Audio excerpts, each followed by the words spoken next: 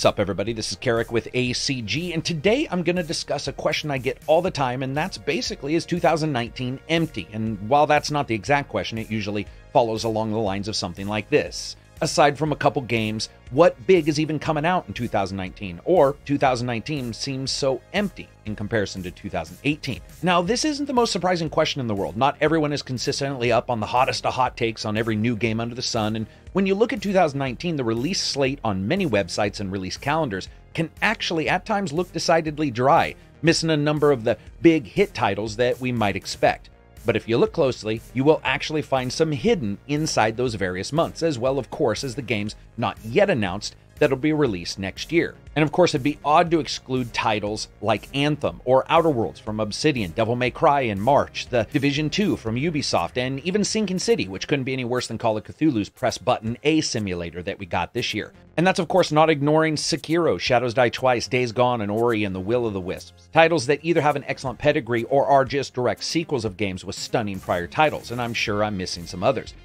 And that's also, if only for a moment, excluding the monumental release schedule that is February 2019, which looks like some kind of time digital offering to a god where everyone needs to release their yearly sacrifice, but instead of spreading it out throughout the entire year, they thought, man, you know what? February has always been dead in past years, and proceeded to make this February explode in comparison. It's easy to look at 2018 and think something was released every day. It's rare we get a number of large competing titles blasting out of the gate month after month with DLC regularly timed to keep gamers engaged, and many times with excellent reviews, from Spider-Man to Assassin's Creed Odyssey, from Forza Horizon 4, all the way to changes in a game's original sphere of focus like Black Ops 4, or offerings on Game Pass requiring a far smaller investment by gamers for old and new titles alike. Ignoring maybe titles like Shenmue, Gears 4, and others that still have a questionably large qualitative and timing state to them, you're still going to see a number of titles coming out in 2019. But to me, this leads to the most interesting of time spans that I think a lot of people might miss in the worry of 2019. Many of the medium and smaller devs that release games this year do not have the resources available, mostly pure manpower, to work on games year after year in different genres, meaning at least 1 to 2 more years for a second title from them.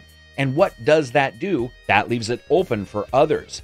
And to me, that also shows a problem. There was an issue in 2018. While we had out-of-control microtransactions, oddly spaced-out DLC, and the inevitable failure of a number of development houses all holding on to financial cliff edges created by a pile of repetitive titles that they released, the biggest issue to me in 2018 was discoverability. No store really handles this exactly right, and certainly no console platform. And the amount of times you could say to someone, hey man, you want to look at this game? And they say, sure. And as you're trying to find it and locate the store and work through the various filters, by that time your friend's wandered back off and is playing Mario or something. Discoverability is paramount to AA and indie games being released. And it's not just that a time is going to be available for them in 2019. It's that gamers as a whole will actually need to know that they're even coming out then. Much of this is purely on the shoulders of the publishers and digital storefronts to make sure information about these games are front and center and don't get drowned out by the inevitable 2,000 videos every time Cyberpunk releases a friggin' trailer. With the advent of technologically sound game engines dropping in prices to either free or to an amount almost any small studio can afford, this may be the year for the AAA and indie titles. Titles that get a moment to breathe that was absent in the almost suffocatingly thick press and release schedule that was 2018. Will it be?